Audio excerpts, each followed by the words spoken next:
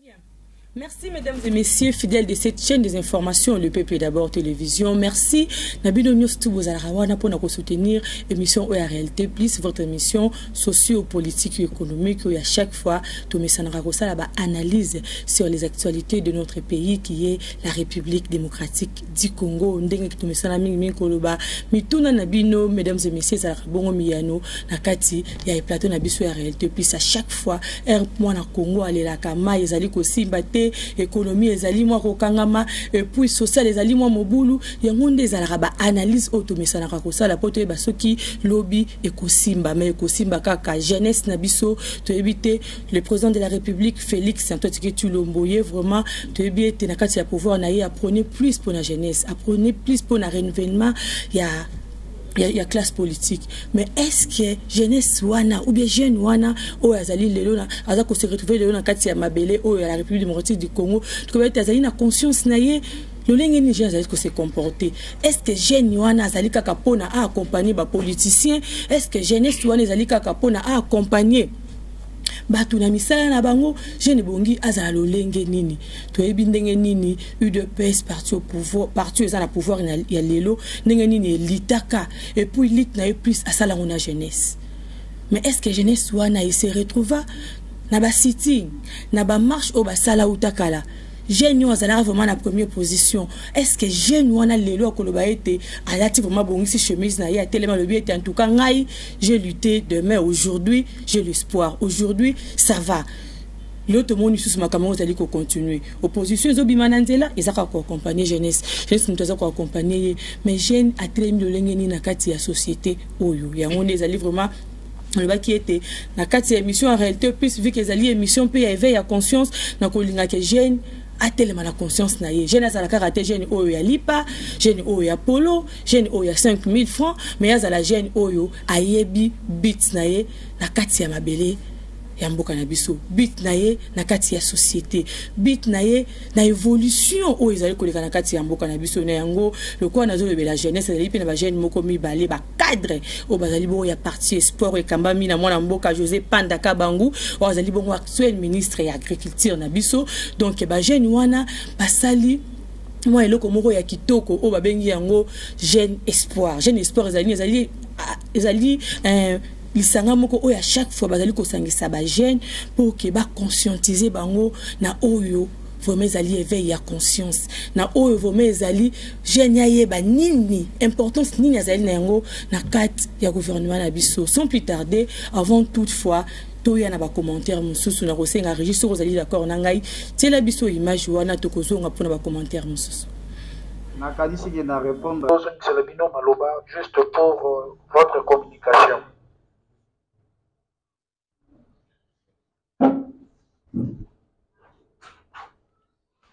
Bonsoir à tous. Bonsoir. Bonsoir encore une fois. Bonsoir. J'espère que Bissonios Tozalia parce que to juge qui bon ya pour répondre favorablement présent na rendez-vous ou to pesa qui na mukola lelo. Ya liboso, je m'excuse peut-être pour un retard. Je vois que beaucoup batebele ba pose à la tête balembi, ba se fatiguer. Par rapport à heure nabiso tokomi mais c'est indépendamment de notre volonté ça dépendait à fonction à ndenge ya makambo et se présenter qui na mukola lelo mais quand même le plus important c'est de savoir que na kati nabiso tozo compter bino parmi biso, c'est ça le plus important, c'est pas ça? C'est ça. OK.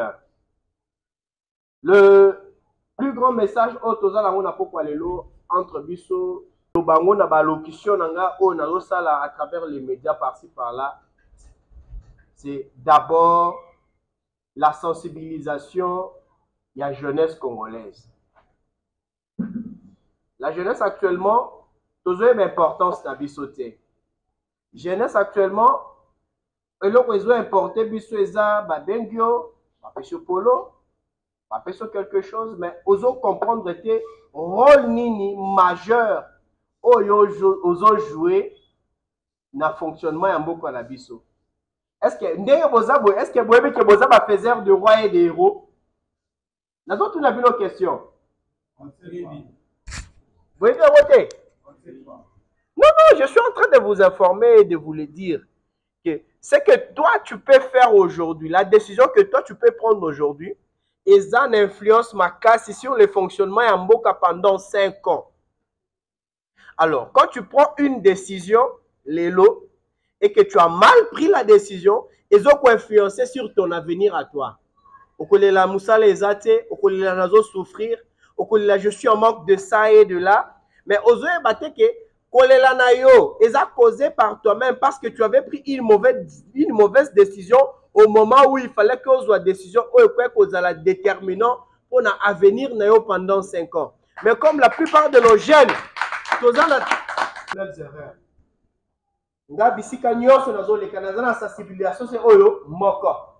C'est le rajeunissement de la classe politique, premièrement, et son renouvellement.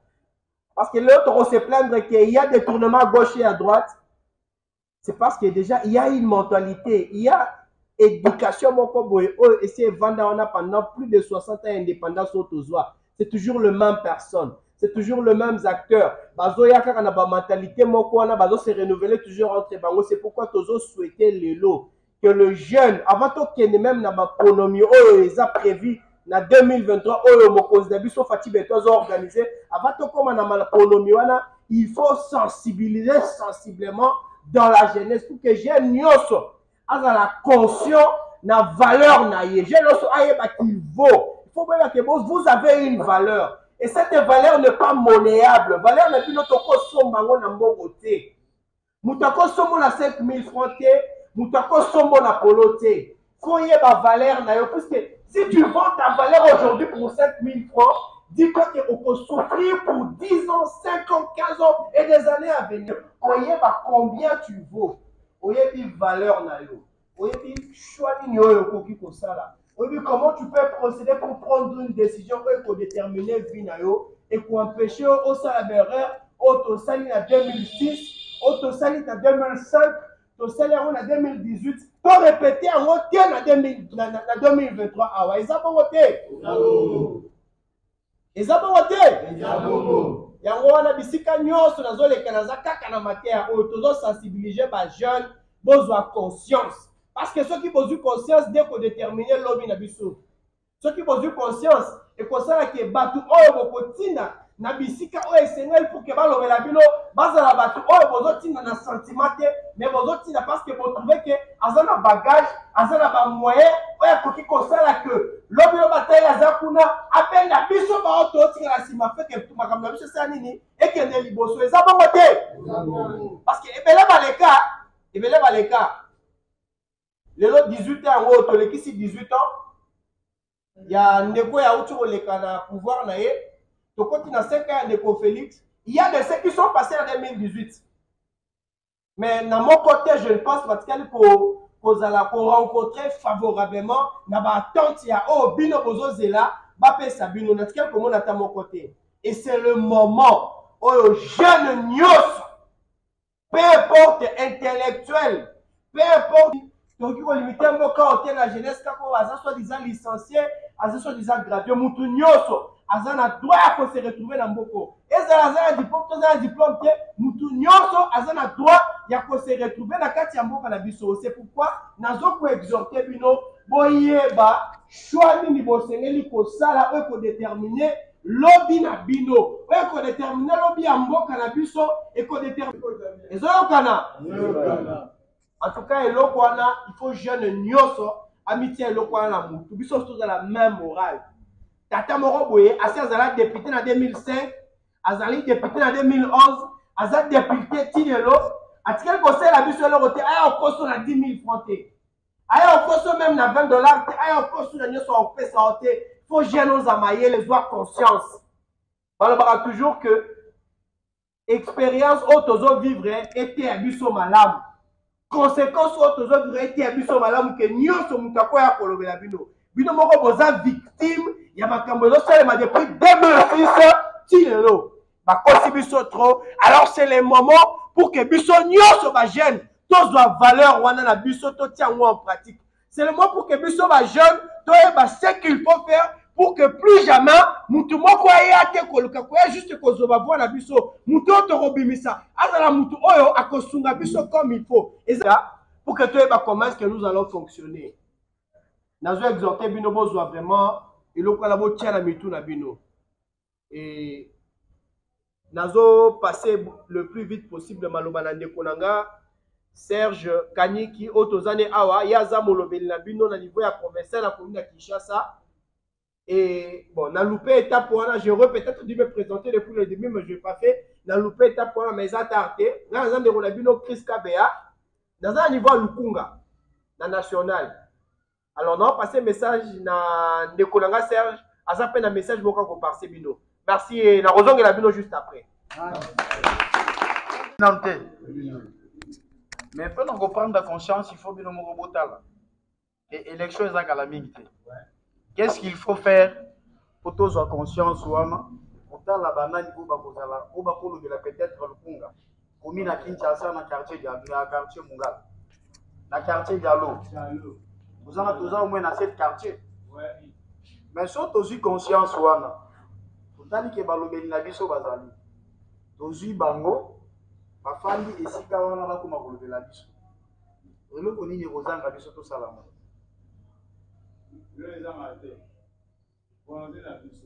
Il faut volonté ça. Bakosa biso trop na bapolo. Bakosa biso trop na ba 10 000 francs, 5 000 francs. Et lelo et rena vie na biso. Nous avons 4 souffrance depuis 2006. Si lelo il faut continuer. Yango moni mokonzi mboka sala qui appelle na ye. Ya kobenga jeunesse nyonso. Quel que soit les rangs, il y a Oyoza. Oza la diplômé, sans diplôme, Oza la licencié, Oza la docteur. Chef de l'État, ça m'a poussé à ma jeune ou à la Congo à l'autre. Congo à l'autre, il y a mandéni.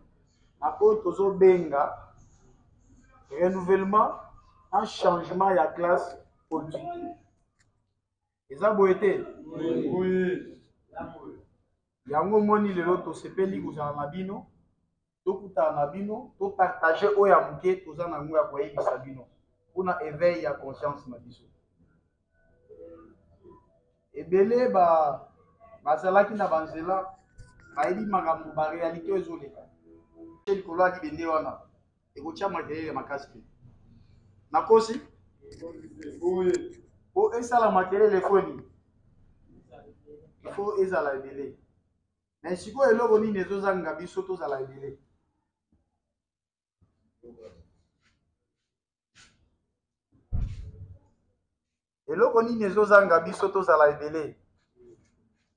avez dit que na quartier Diallo, na quartier Mungala, pardon, vous avez des jeunes qui ont makasi. On a dit na kutanga bakombo na bamote bali. Mais toujours 5 ans la bande de la vie sur la jeune va prendre quand même conscience. Il y a où ils ont la carte à Koleka, il y a où ils ont la carte à Boussaliba. Dans ce 5 ans, vraiment, il faut prendre conscience en tant que jeune. Dans une considération, il y a Makambu où ils ont la carte à Boussaliba. Dans le la babilo, quand on est à la kina mutuana, les konanga na zoe bisayo polo. 5 000 francs et bon mimbo kaoui. Et l'autre, tous en a 4 à souffrance, ou tous en a ngolé l'eau. Pour souffrance, on est ici là. Et c'est ngeli biso bajem tous à la ligne. Tous à la éveiller. Baya ko manipuler biso bisusté. Naba ou basala des années et des années. Bazo continuer kaka. Bazo le mbapete. Akoya e bisio ah. Mais surtout prendre na biso. Aux amours dans le quartier. Concernant conseil na yo to kiango. Mabe eza olongo na quartier oza parce que obimi assistance na niveau nyonso. Soki eza to ko partager. Na yebi ke wana eza mabe. Na tango ngonga wana ko beta ya ko beta porte bako yamba yo sans problème. Na kadisi ke na répondre à yo. Et na ndimi conseil na yo. Merci beaucoup. Toujours le sous bandeko mosusu baza na ba préoccupation soki azali akoki kotombola mosati comme ça. Ba honorable na biso bino mibale nde bowaki liboso na biso. Un exemple bon opesa bino. Tango na 2010 tango na asisa licence nakei na banque centrale napesa illustration oyo par rapport ya makambo botoloba nakei na banque centrale nasala stage professionnel. Problème na côté nango eza bapapa bavieux oyo batravaillaka déjà wana batikelaki biso espace ya kosala stage professionnel te bande kobanga ke lobi to remplacer bango. Message na bino eza par rapport ya jeunesse. Donc professeur nini ba loi oyo ya ko initier sima ya ba initiative na ye emema eloko ya malamu oyo kosala ke jeunesse na biso esa nini etombwama. Lelo to l'étape par députation nationale. Lobi to ebite étape ninzamba ko permettre surtout matanango. Yango na mito je vais vous dire une chose que le train est en marche. Train oyo eza marche oyo esengela mutu nyonso amata bord totambola elongo. Kozela te tant tokolonga na étape ya députation tokomi na étape mosusu noyo bandoli ko bandodiembela okozala kuyakuya tokobenga nani kuyakuya oza nsima. C'est le moment ya ke mutu nyonso aluka prendre place à bord. Nous avons ces mandats de députation il y a 5 ans oyo et kopesa mela biso parce que toi t'attendais de faire ça l'aventure te to yé vraiment pour que bambo sanini et salema le lenge sengeli et que salema et puis ça va être fait. Mais je veux vraiment qu'on s'épelle, c'est que nous tenions car on est tous en bino tumultueusement, tous avancer petit à petit que tout le monde a doit parnaer, na katia masou, la katia train au essayer de démarrer. Nous deux sur la parnaer. Étape nous sur trop bano va. Celui qui tombe dans basungé, de longue étape de petit, trop qu'on viser encore beaucoup plus haut. Nous tenions soit à la zadia na place na katia masou, na katia train pour que tout avance aujourd'hui définir eux pour définir l'objet na bino za lelo.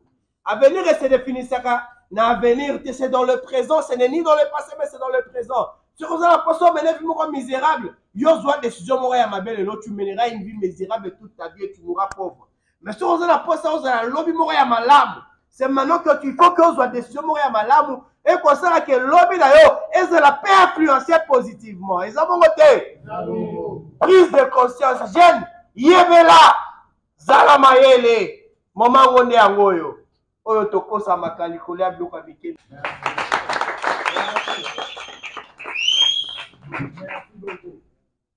Merci mes chers honorables pour l'éclaircissement et la question en déco.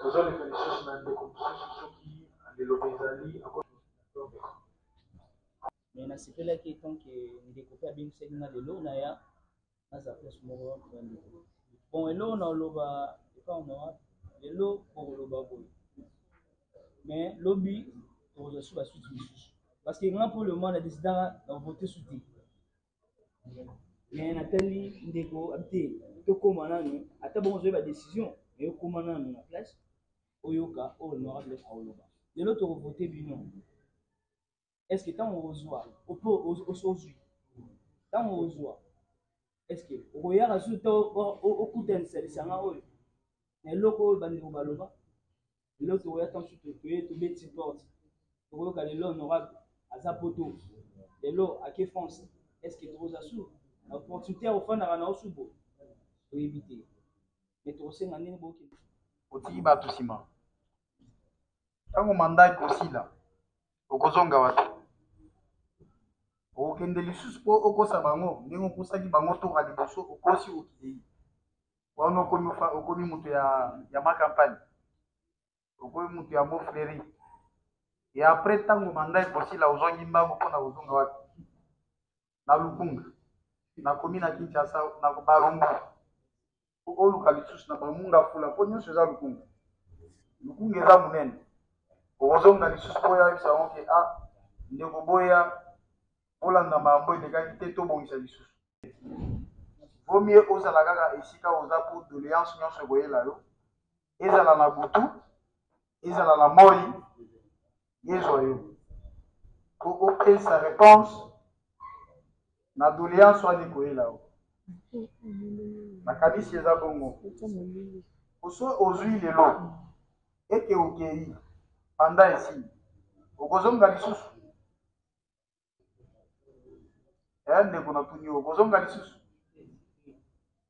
yango moni toboyi eloko wana toboyi injustice wana ya ozwi eza lokola ndeke akiti na nzete mpo amoni ke biloko akolia eza na se ntango alia esili apres asala nini akombo akei wana eza ezaleli mabe vomie ozala kaka na esika ozalaka ere nyonso bakoluka yo basala nini bamona yo babenga yo mpe na telefone osala nini oriyamba ya moke ozala yango osala nini message oyo bapesi biso eza compréhensif eke biso nyonso toyoki yango tosepeli nango soki eza bongo soki betela na biso moko maboko ona message oyo bayebi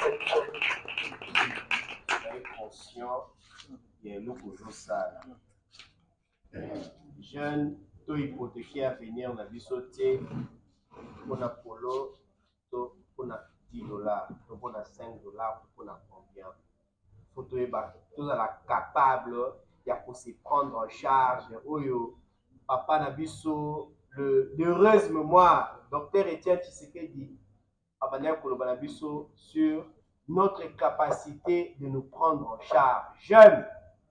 Jeune, je t'appelle, je fais cet appel à ta conscience, na subconscient na yo na motono ya kati. Prends-toi en charge. Yeba nani kopesa litoi, nani ko accorder 1 minute na yo aki alobela yo, nani kopesa confiance. Totinda lisusu ba aventurier te o bazo kende kuna juste pour na ba intérêt moko éphémère et en définitive en gros quand il faut plaider pour la cause ya nation, la cause ya peuple, ya population au biso tout ça, bazana incapacité wana ya kosala quelque chose pour na biso. Conscience wana faut esala. Balobaka adage moko ba na lingala ke muto za maele mbala moko. Ezate o commettre 50 erreurs ndozo ozwa maele. Na sima erreur moko ya mibale à la rigueur ya misa tu faut zoda maele. Vous arrêtez bino moko boza victime ya makambo ezosalema depuis 2006 ti lelo bakosi biso trop. Alors c'est le moment pour que biso nyonso ba jeune tozwa valeur wana na biso totia yango en pratique. C'est le moment pour que biso ba jeune toyeba ce qu'il faut faire pour que plus jamais mutu moko aye ate koluka koya juste kozwa bwana biso mutu oto kobimisa azala mutu oyo akosunga biso comme il faut. Eza bongo te? Eza bongo. Alors une prise de conscience sur les quotas pour que toyeba comment est-ce que nous allons fonctionner. Nazo exhorter bino bozwa vraiment eloko na botia na bitu na bino. Et nazo passer le plus vite possible maloba na ndeko nanga Serge Kanyiki Otozane Awa Yaza Molobeli na bino na niveau ya provincial na commune de Kinshasa. Et bon, na loupé étape wana, je peut-être dû me présenter depuis le début mais je n'ai pas fait. Na loupé étape wana mais ça tardé. Dans un de bino Chris Kabea dans un niveau à Lukunga na national. Alors non passer message na ndeko nanga Serge, à ça fait un message beaucoup ko passer bino. Merci et na rozonga la bino juste après. Dans nous avons un grand besoin qui est imminent et urgent, qui est celui à rajeunissement, il y a classe politique et à renouvellement en haut. Et ça vraiment très important. Époque Oyo, tout il faut vivre avant moment Oyo. Cette époque-là, aujourd'hui, il faut que tout le mot français que cette époque doit être révolue. C'est pourquoi j'exhorte la jeunesse. Mutu ayako somba yo na mbongo to na polote. Voix na yo ndezo déterminer comment le pays doit fonctionner. Mutu soka ayako sombo na polote ayako sombo na mbongo. Soki yo pe obtempérer na makambo lobeli yo ndozo boma mboka ezesu yete et comme yondo komi cause ya malheur ya ba jeune. Yondo komi cause ya malheur ya mboka. Et pour ne plus que makambo allait se répéter, il faut que biso ba jeune tout compte la carte à prise de conscience pour eux que ça là que tout cédé na ba sollicitation peu importe le niveau social aux alango. Mbongo za na sukate. En peso $20 ici ça passe non. après ça polo ici ça passe donc $20 wana OK on va donc na quoi wileria au meli moi 2-3 bouteilles et si la minute na mozonga ni passe no mikolonioso. Alors il faut bien réfléchir, il faut raisonner vraiment que nani to qui sa confiance. Nani oyo akoki kozwa flambeau oyo ko représenter. Très bien, merci beaucoup Privali. Donc jeune sois conscience. Il faut qu'on se prendre en charge. Voilà, Etienne Tshisekedi Wamoulouba qui était vraiment, prenez-vous son charge. Donc, Wanizaki Bongo, éveille à conscience. Serge Kaniki, Nandeko, Chris Kabea. Bazalaki wana pour sensibiliser jeunesse